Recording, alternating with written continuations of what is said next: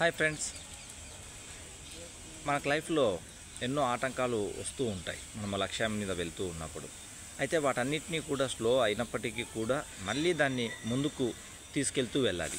అదేవిధంగా పిల్లలతో హ్యాపీగా ఉండాలి, వాళ్ళని హ్యాపీగా ఉంచాలనే దాంట్లో కూడా మనకు ఆటంకాలు ఎదురవుతూ ఉంటాయి. అయినప్పటికీ కూడా మనం ముందుకు వెళ్తూనే ఉండాలన్నట్టు. ఈరోజు నేను మళ్ళీ పాపను చాలా అర్లీగా రెడీ చేసి తీసుకొచ్చాను బస్ కోసం. ఈ ప్రాబ్లం ఎక్కువగా విజయవాడ, హైదరాబాద్, ముంబై లాంటి సిటీస్లో ఫేస్ చేస్తూ ఉంటారు తల్లిదండ్రులు. పిల్లలు త్వరగా రెడీ కారు. వాళ్ళకి ఏం చేయాలంటే వాళ్ళు స్కూల్ బస్ ఎక్కడానికి, వాళ్ళు రెడీ కావడానికి మధ్యలో ఒక గేమ్ని మనం అలవాటు చేయాలి. నేను అదే విధంగానే అలవాటు చేశాను. మా పాప చాలా హ్యాపీగా తొందరగా రెడీ అయిపోయింది అన్నట్టు. ఓకే, మీరు కూడా దీన్ని ప్రాక్టీస్ చేయండి. దీని మీద మీ అభిప్రాయాలని కామెంట్ చేయండి, షేర్ చేయండి, లైక్ చేయండి, సబ్స్క్రైబ్ చేయండి. Thank you.